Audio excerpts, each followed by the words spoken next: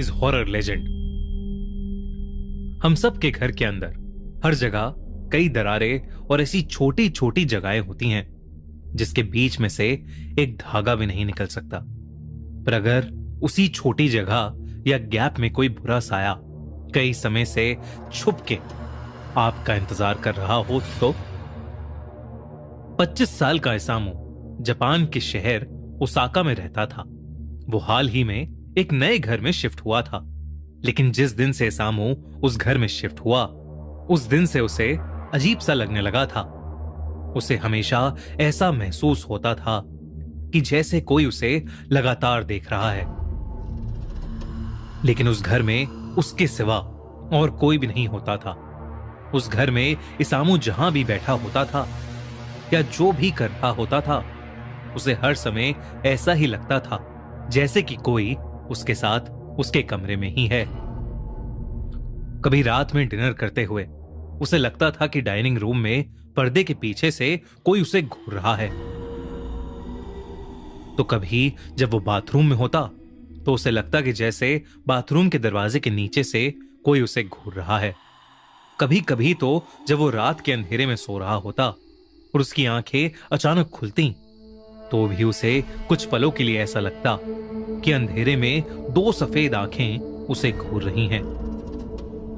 इसामू इन सब से परेशान होकर बस उस चीज को ढूंढना चाहता था जो उसे घूर रही थी।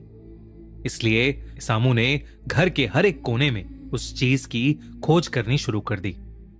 वो घर के पर्दों के पीछे देखता तो उसे लगता कि कोई उसे दीवार की दरार में से घूर रहा है। वो उस दरार में देखता तो उसे ऐसा लगता कि वो चीज उसके बिस्तर के नीचे से उसे देख रही है। वो बिस्तर के नीचे देखता तो उसे लगता कि वो चीज उसके सोफे के नीचे से उसे देख रही है, पर उसे कहीं भी कुछ नहीं मिलता था। धीरे धीरे इसामू अपना मानसिक संतुलन खोने लगा। वो सब छोड़कर अपना सारा समय जो भी उसे घूर रहा था उसको ढूंढने में लगाने लगा। दिन रात वो बस यही करता रहता था। घर के जिस कोने में उसे वो चीज नहीं मिलती वो उस कोने पर टेप लगाकर उसे बंद करने लगा था।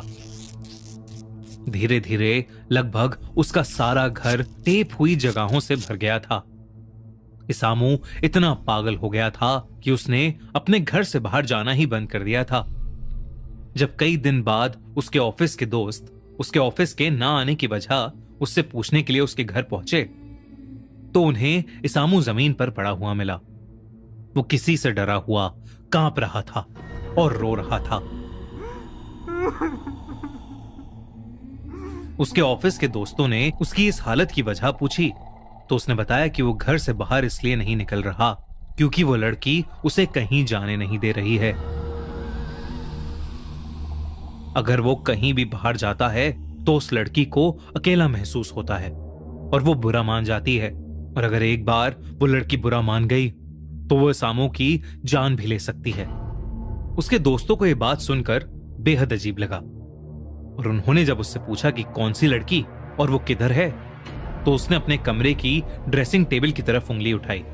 ये सुनकर उसके दोस्त को और अजीब लगा क्योंकि वहां कोई नहीं था।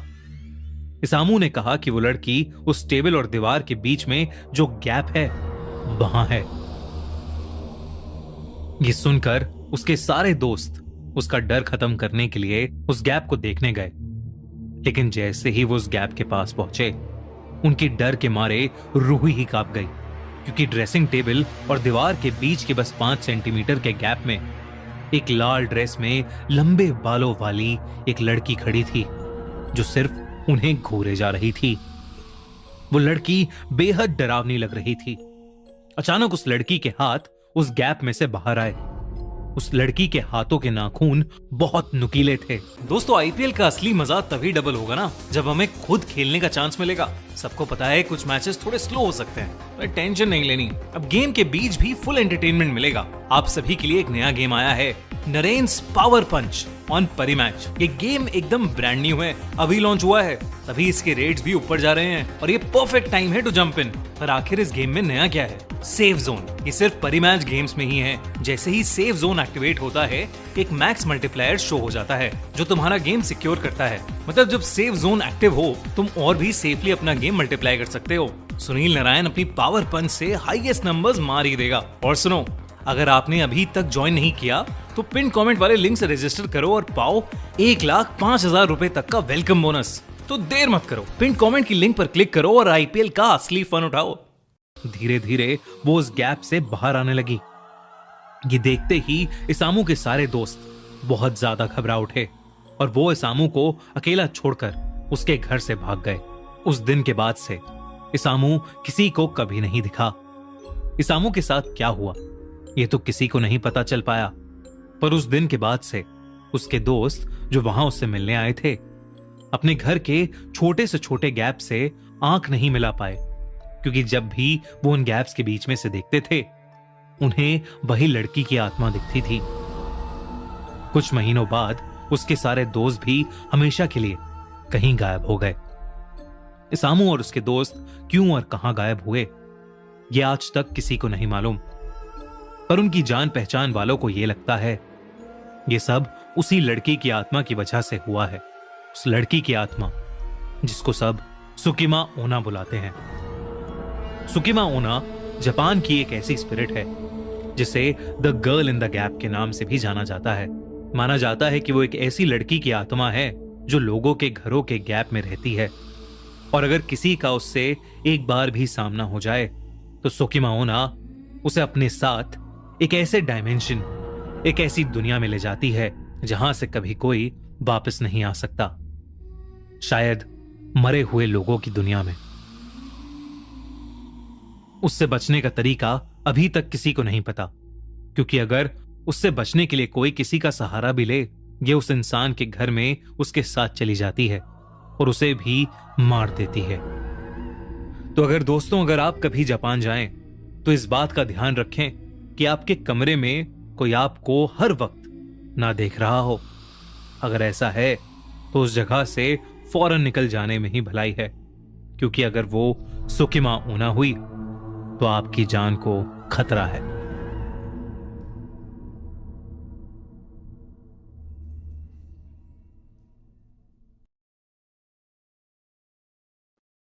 एक बार डैनियल नाम का एक लड़का अपने स्कूल के बाद अपने घर जा रहा था। रास्ते में उसे एक सुनसान घर से होकर गुजरना पड़ता था। लोगों का कहना था कि उस घर में कोई नहीं रहता था, लेकिन डैनियल को हर रोज उस घर की खिड़की में एक बहुत खूबसूरत लड़की दिखाई देती थी, जो कि बस उसे ही देखती रहती थी।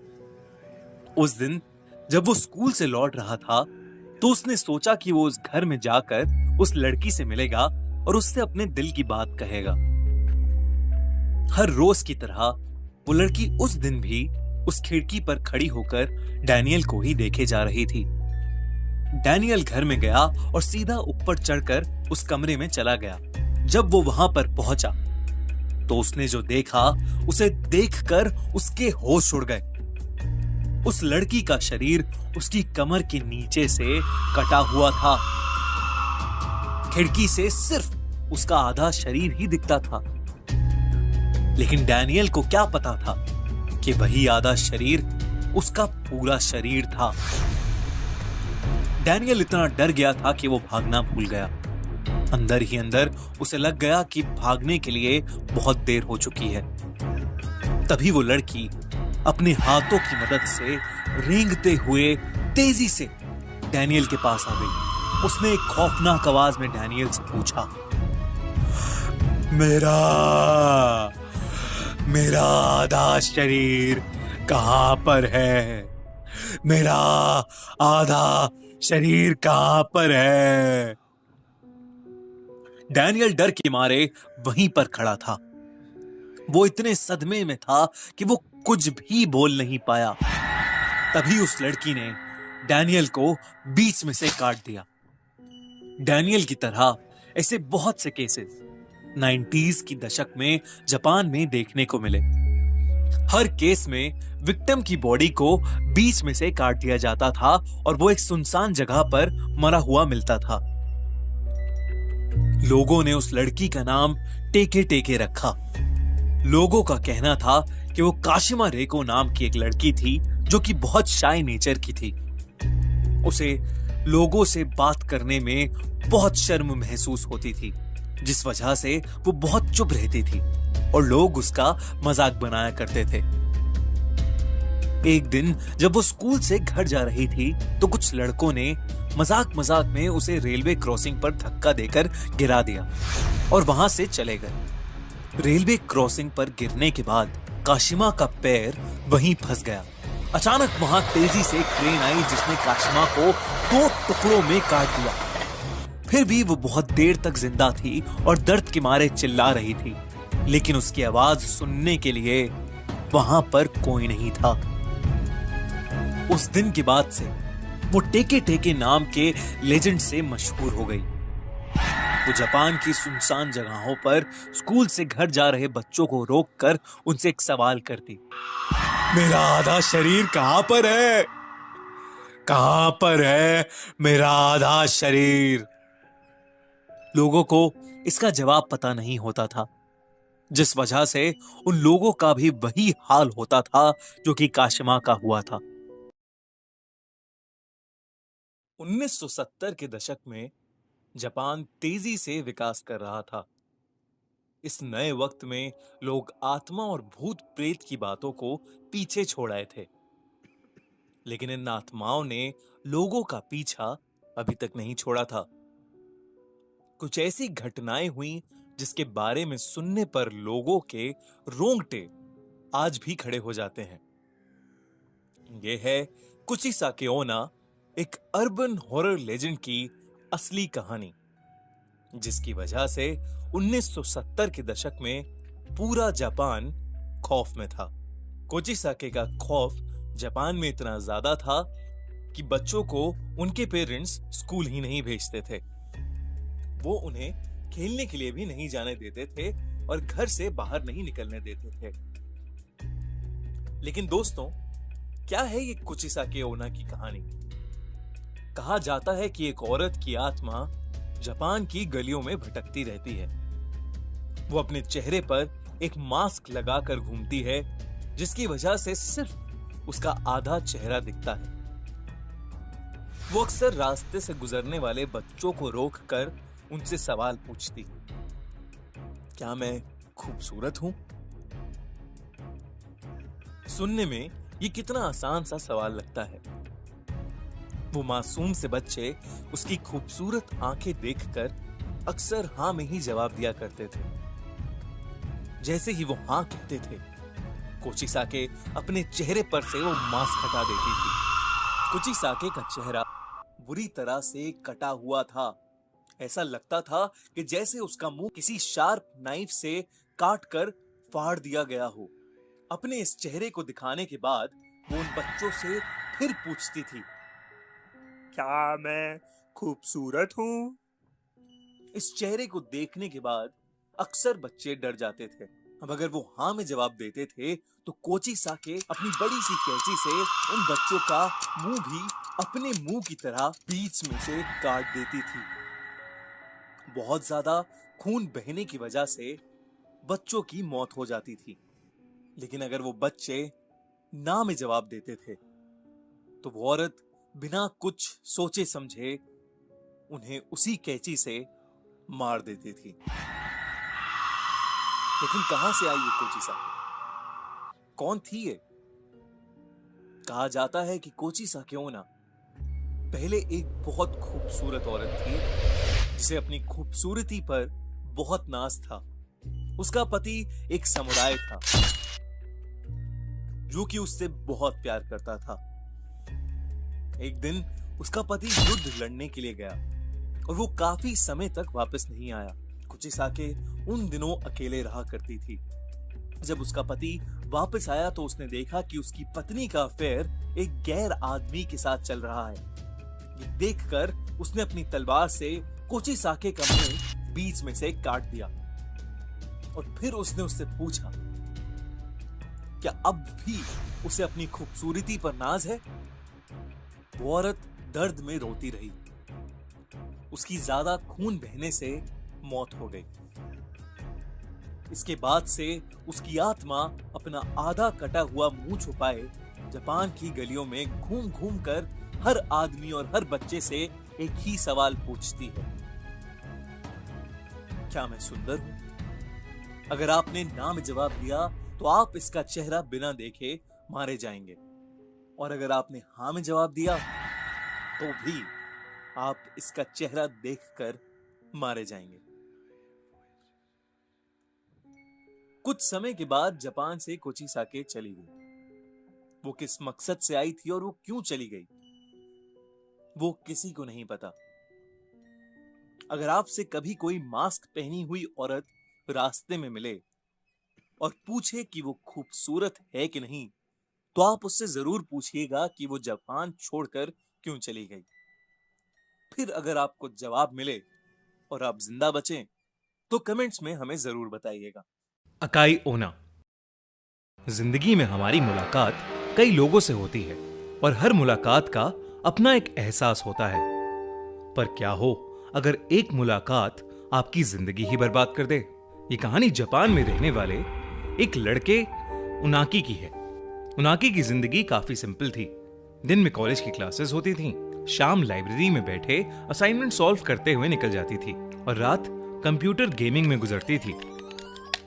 पर 21 अक्टूबर की रात उसकी जिंदगी बिल्कुल बदल गई। उनाकी अक्सर कॉलेज से सीधा लाइब्रेरी जाकर पढ़ाई करता था।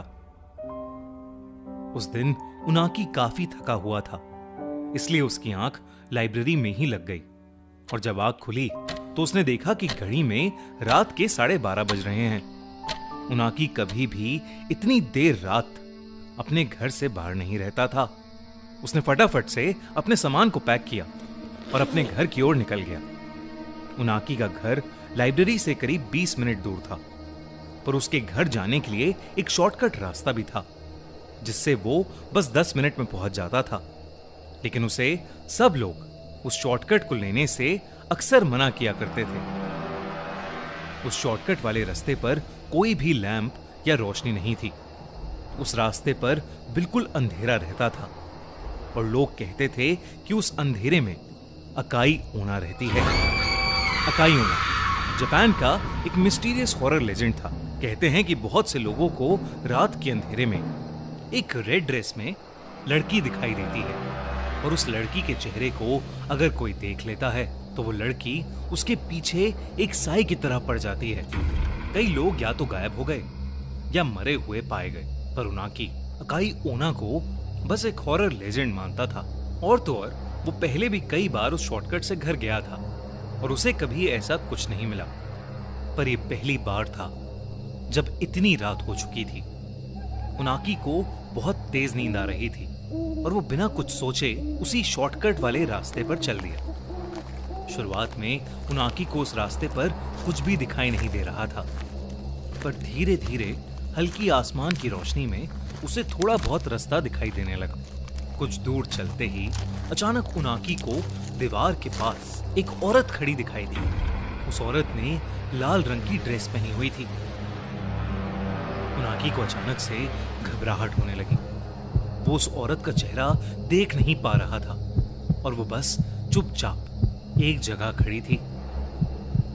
उनाकी को बहुत अजीब लगा कि इतनी रात में ये औरत क्यों दीवार के पास खड़ी है, और तो और उसने एक लाल रंग की ड्रेस पहनी हुई है। उसे एक पल के लिए लगने लगा कि अकाई ओना का लेजेंड कहीं सच तो नहीं। फिर भी उनाकी बिना कुछ बोले अपना सर झुकाए आगे चलता रहा। लेकिन जैसे ही उनाकी उस औरत के पास से गुजरा, उससे रहा नहीं गया और उसने नजर उठाकर उस औरत के चेहरे को देख लिया और उसके होश उड़ गए। उस औरत का चेहरा भयानक था, इतना सफेद कि ऐसा लग रहा था कि वहां पर किसी औरत की लाश खड़ी हुई है। इतना अजीब चेहरा उनाकी ने आज तक नहीं देखा था। उनाकी उस औरत को देखकर बहुत डर गया और वहां से जल्दी से भाग गया। जैसे तैसे वो अपने घर पहुंचा। उनाकी ने जो देखा वो उसे भुला नहीं पा रहा था। उस औरत का चेहरा मानो उसके दिमाग के अंदर छप गया था। अगले दिन उनाकी अपनी उसी रूटीन के साथ जिंदगी जीने लगा, पर अब शाम होते ही उसके साथ कुछ अजीब होने लगा था। उसे ऐसा महसूस होता कि जैसे उसके आसपास कोई मौजूद है जो उस पर नजर गड़ाए बैठा हुआ है। ऐसी ही एक रात उनाकी अपने बिस्तर पर चादर ओढ़कर सो रहा था। तभी उसे ऐसा लगा कि जैसे किसी ने उसकी चादर को नीचे की तरफ से खींचा। उनाकी की नींद खुल गई। उसने सहमी नजरों से इधर उधर देखा तो उसे कुछ नहीं दिखा, पर तभी उसकी आंखों के सामने एक लाल परछाई तेजी से कमरे की खिड़की के बाहर चली गई। उनाकी को अपनी आंखों पर विश्वास नहीं हो रहा था। उसे लग रहा था कि वो पागल होता जा रहा है। उसने खुद को समझाया कि यह सब उसका वहम था और जबरदस्ती अपनी आंखें बंद करके छत की तरफ मुंह करके सो गया। कुछ देर तक सोने की कोशिश करने के बाद उनाकी ने बेचैनी में अपनी आंख खोली और फिर जो उसे दिखा वो इस दुनिया के ही परे था। उसके कमरे की छत पर बिस्तर के ठीक ऊपर वही लाल ड्रेस वाली लड़की दीवार से चिपकी हुई उसे घूरे जा रही थी। उनाकी जोर से चीखा और वहीं उसकी नींद खुल गई। उनाकी को अब समझ आया कि वो असल में ये सब एक सपने में देख रहा था। उसका गला बुरी तरह सूख गया और पूरा शरीर पसीने पसीने में भीगा था। तभी वो उठकर पानी पीने लगा। पानी पीते हुए उनाकी की नजर अपने कमरे की खिड़की पर गई और उसके हाथ से उसका पानी का गिलास छूट गया।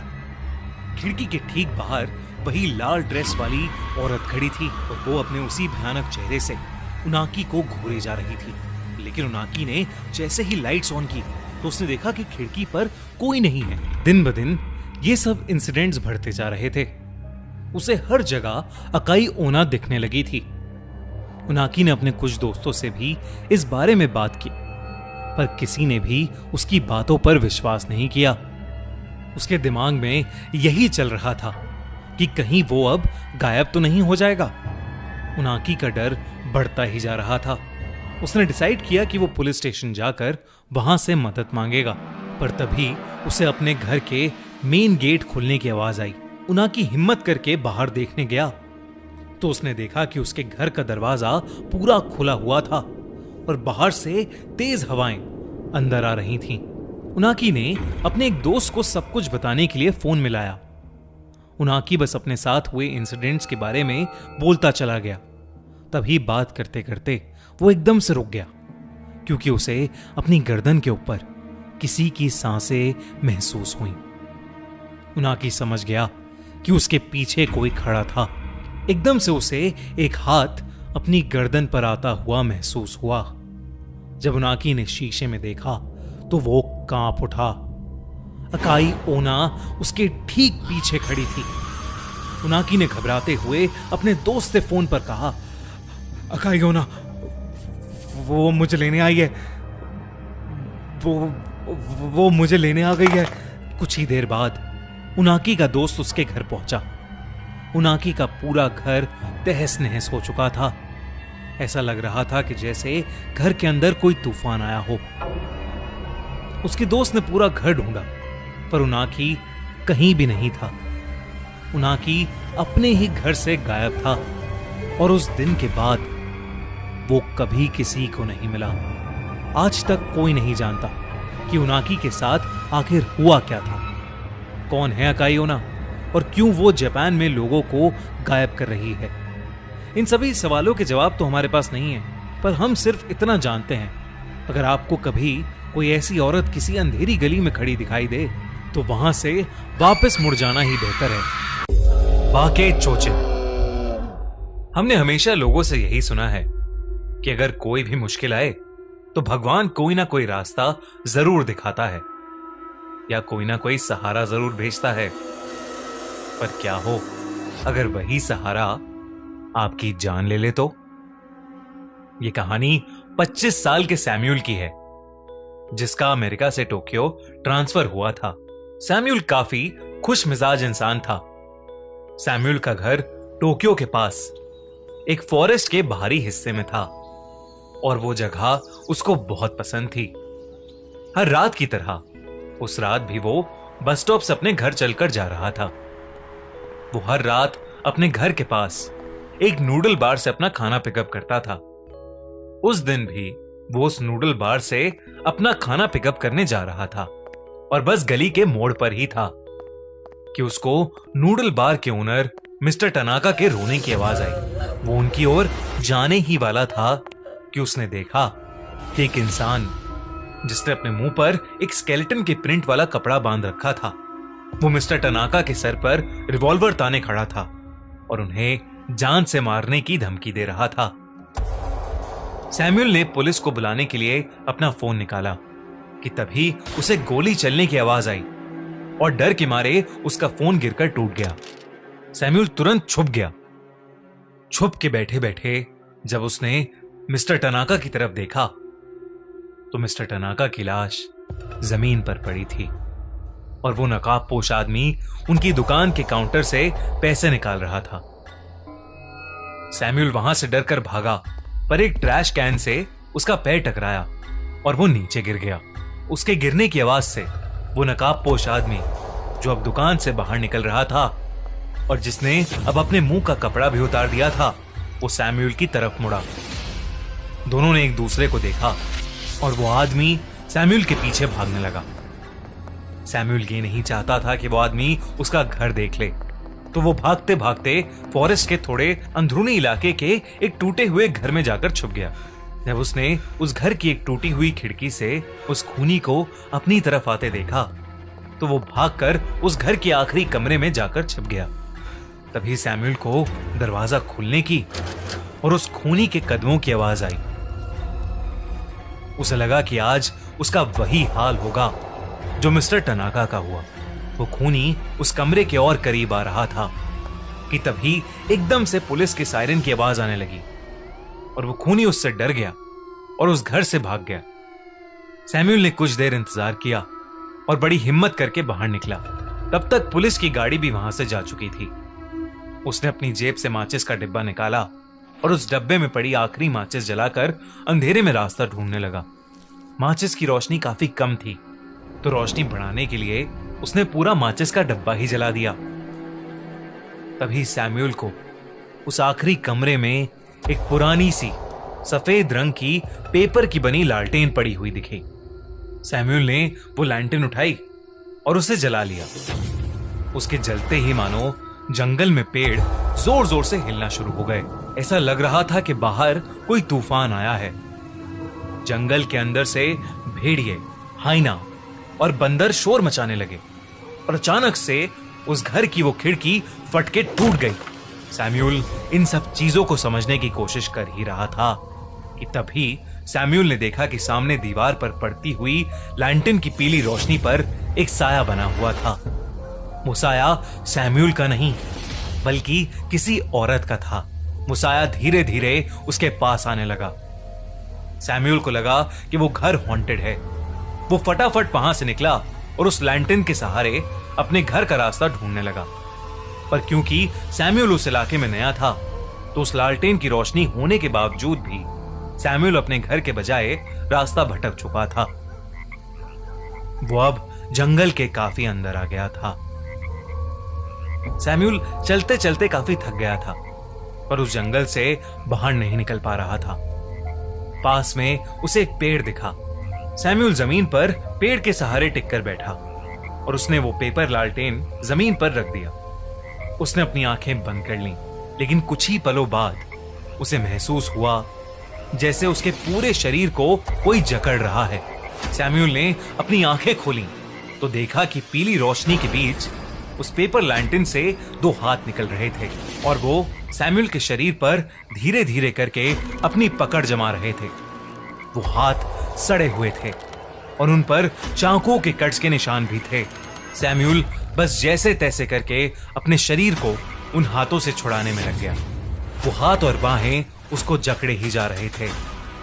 तभी झटपटाते हुए सैमुअल के हाथ एक बहुत बड़ा लकड़ी का टुकड़ा लगा और सैमुअल ने उसके सहारे खुद को छुड़ाया और बिना कुछ सोचे समझे उसने जोर से उसे पेपर लैंटर्न पर मारकर बुझा दिया। फिर उसने वो पेपर लैंटर्न भी अपने पैरों से कुचल दिया, क्योंकि साफ था कि जो कुछ भी हुआ था वो उस पेपर लैंटर्न की वजह से ही हुआ था। जैसे ही उसने उस पेपर लैंटर्न को तबाह किया, पूरे जंगल में एक अजीब सी शांति और घना अंधेरा छा गया। सैमुअल को उस अंधेरे में कुछ नहीं दिख रहा था। तभी एकदम से वो पेपर लैंटर्न वापस जल पड़ी और उसकी पीली रोशनी सैमुअल की आंखों में पड़ने लगी। सैमुअल ने देखा कि उस पेपर लैंटर्न का अब एक मुंह और एक लाल रंग की नुकीली जीभ निकल आई थी। उस लैंटर्न की नुकीली जीभ सैमुअल के कुछ करने से पहले ही उसके पैरों को जकड़ चुकी थी और उस पेपर लैंटर्न के मुंह से वही दो पतले से घाव भरे हाथ निकलने शुरू हो गए। देखते ही देखते उस लैंटर्न में से एक भयानक औरत निकल के हवा में उड़ने लगी। सैमुअल उसे देखकर घबरा उठा। उस औरत के पूरे शरीर पर सड़े गले चाकुओं के घाव थे और वो गुस्से भरी नजरों से सैमुअल को देख रही थी। उस औरत की दोनों आंखों से खून निकल रहा था और उसके गहरे लंबे बालों से कई सारे कॉकरोच और कीड़े। वो औरत धीरे धीरे रोने लगी और सैमुअल की ओर बढ़ने लगी। सैमुअल के चेहरे के एकदम करीब आकर वो औरत बहुत जोर से चिल्लाई और उसने सैमुअल पर हमला कर दिया। अगली सुबह दो पुलिस वाले जो मिस्टर टनाका का मर्डर इन्वेस्टिगेट कर रहे थे, फुटप्रिंट्स फॉलो करते करते जंगल के अंदर तक पहुंच गए और उन्होंने वहां पहुंच के देखा कि जमीन पर सैमुअल की लाश पड़ी हुई थी। सैमुअल के पूरे शरीर पर चाकुओं के गहरे निशान थे।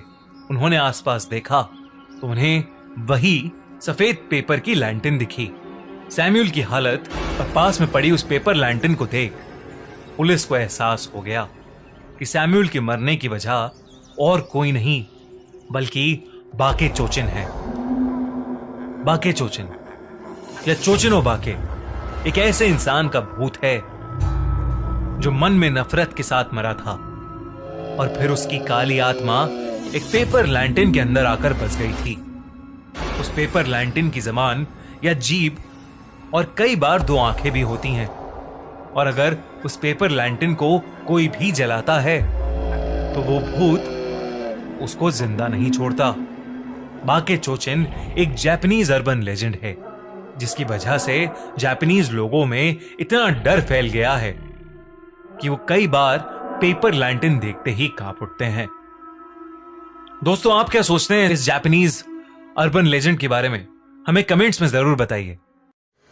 द बाथ गेम अमेरिका में रहने वाली 14 साल की लारा के विंटर हॉलिडेज चल रहे थे जिसमें वो रोज देर रात तक जागती थी। रात को टाइम पास करने के लिए वो रोज नए नए ऑनलाइन गेम्स ढूंढती थी और उन्हें रात भर खेला करती थी। एक रात ऐसे ही गेम ढूंढते ढूंढते उसे एक हॉरर गेम के बारे में पता चला जिसका नाम था द बाथ गेम। उसने इस गेम के बारे में कभी नहीं सुना था और इसलिए वो इस गेम के बारे में बहुत एक्साइटेड हो गई। उस गेम के रूल्स बोल्ड लेटर्स में लिखे थे और उसके नीचे ये भी लिखा था कि एक गेम खत्म किए बिना अगर कोई प्लेयर छोड़ देता है तो उसे दारुमा सान नाम की एक बुरी आत्मा जिंदगी भर हॉन्ट करती रहेगी।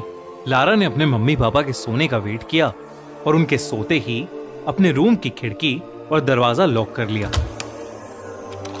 गेम के फर्स्ट स्टेप के अकॉर्डिंग उसने अपने कपड़े उतारे और वॉशरूम में जाकर अपने बाथ टब को भरने लगी।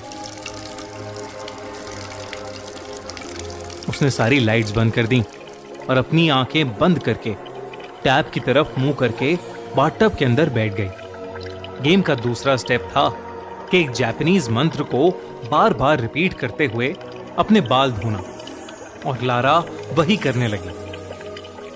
उस मंत्र को बोलते बोलते उसने अपने बाल धोना खत्म कर लिया और उसे वहां बंद आंखों में ना तो कोई आवाज सुनाई दी और ना ही बाथरूम में किसी की प्रेजेंस फील हुई। लारा ने द बाथ गेम को बकवास समझा और वो अपनी आंखें खोलने ही वाली थी कि तभी उसे बाथरूम में किसी के चलने की आवाज आई। वो आवाज एकदम तेज हो गई। तभी वहां सफेद फटे हुए मैले कपड़ों में एक औरत उसके सामने आ गई। वो एकदम से बाथटब के अंदर गिर गई जिसकी वजह से उसकी दाईं तरफ की आंख एक जंक लगे हुए टैप पर लगकर बाहर निकल आई और लटकने लगी। उसकी आंख से ढेर सारा खून निकलने लगा और वो पूरे बाथटब में फैल गया। लारा इन आवाजों से सहम सी गई। वो आंखें खोलने का सोच ही रही थी पर तभी उसे गेम के रूल्स याद आ गए और उसने उस औरत से पूछा, why did you fall in the bathtub? यानी तुम बाथटब में क्यों गिर गई? ये कहते ही लारा गेम के अकॉर्डिंग बाथटब से निकलकर बिना मुड़े बाथरूम के बाहर निकल आई। उसे इस बात का विश्वास ही नहीं हो रहा था कि उसे दारूमा सान की प्रेजेंस सच में फील हुई है। वो डर के मारे एकदम सुन्न पड़ गई। उसका उस वक्त मन कर रहा था कि वो अपने घर से भागकर कहीं दूर चली जाए, पर अगर वो गेम के आगे के स्टेप्स फॉलो नहीं करती तो दारूमा सान उसको हमेशा हॉन्ट करती रहती। तो वो रूल्स के अकॉर्डिंग अपने बिस्तर में जाके सो गई। उसे पूरी रात ऐसा लगता रहा जैसे उसे कोई देख रहा है। बहुत मुश्किल से वो कुछ घंटों के लिए उस औरत के बारे में ना सोच के सो पाई। अगली सुबह थोड़ी सी नींद मिलने पर लारा का दिमाग रिफ्रेश हो गया और वो अपने नॉर्मल रूटीन पर लग गई। वो वॉशरूम गई, उसने खाना खाया, पर जैसे जैसे वो एक जगह से दूसरी जगह जाती गई उसे अपने पीछे किसी के होने का एहसास होने लगा था। पर वो जब भी पीछे मुड़कर देखती तो वहां कोई नहीं होता था। उस दोपहर लारा की मॉम उसको शॉपिंग के लिए सुपरमार्केट ले गई। लारा को अब भी लग रहा था कि दारूमा सान उसका पीछा कर रही है और लारा को लगा कि वो घर के बाहर निकलने के बाद दारूमा सान से शायद सेफ हो जाएगी। पर पूरे रास्ते उसे वैसा ही लगता रहा जैसे कि कोई उसको फॉलो कर रहा है और उसको घूर रहा है। सुपरमार्केट में शॉपिंग करते हुए उसकी मॉम दूसरी रो में सीरियल्स लेने चली गई। लारा एक रो में घर के बाकी सामान की शॉपिंग कर रही थी जब उसे अपनी आंखों के कोने से एक औरत दिखाई दी। उसने फौरन पीछे मुड़कर देखा, लेकिन वहां फिर से कोई नहीं था। तभी लारा वापस आगे मुड़ी और उसका दिल दहल उठा। उसने अपने हाथ में सामान की जगह दारूमा सान का कटा हुआ सर पकड़ा हुआ था। वो अचानक चिल्ला पड़ी और तभी उसकी मॉम ने उसे बिलिंग काउंटर पर आने के लिए आवाज लगाई। लारा ने जब फिर से देखा तो सब नॉर्मल था। उसके हाथ में नॉर्मल ग्रोसरी का ही सामान था। लारा बहुत घबरा चुकी थी, लेकिन उसने अपना मन शांत किया और बिलिंग काउंटर पर चली गई। बिलिंग के वक्त उसकी मॉम पेमेंट कर रही थी और लारा अपनी मॉम को सामान दे रही थी। तभी उसे कोने में खड़ी वही औरत दारूमा सान दिखाई दी। उसकी एक आंख की जगह अब एक छेद था। इससे पहले लारा कुछ कर पाती, वो औरत उसके बहुत ज्यादा करीब आ गई। तभी लारा को गेम का एक रूल याद आया और उसने तोरामे ये शब्द चिल्लाया और सुपरमार्केट के बाहर भाग गई। उसकी मॉम बिलिंग छोड़कर उसके पीछे भागी और लारा से उसके ऐसे बिहेवियर की वजह पूछने लगी। पर लारा, जो अब डर के मारे कांप रही थी, अपनी मॉम को कोई जवाब ही नहीं दे पाई।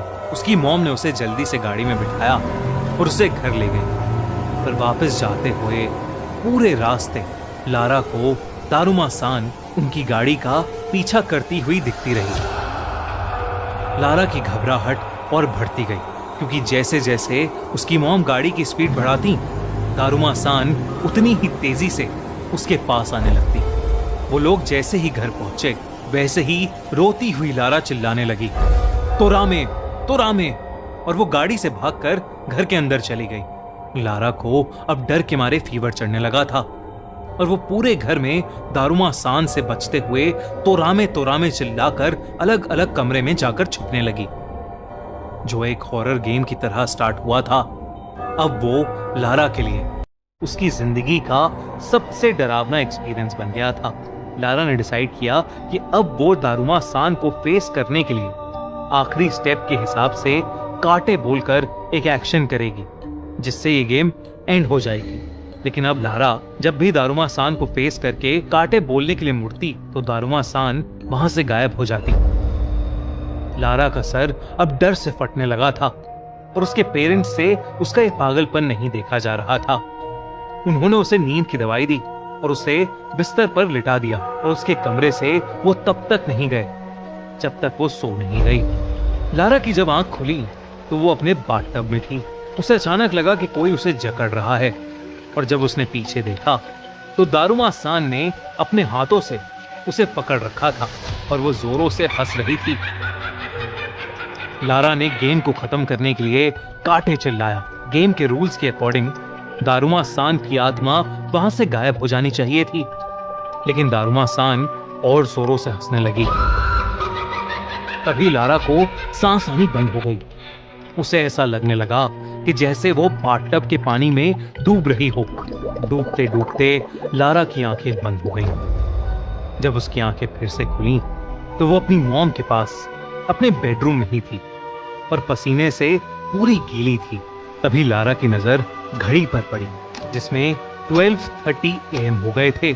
मतलब अगला दिन शुरू हो गया था और लारा गेम टाइम पर एंड करने में फेल हो गई थी।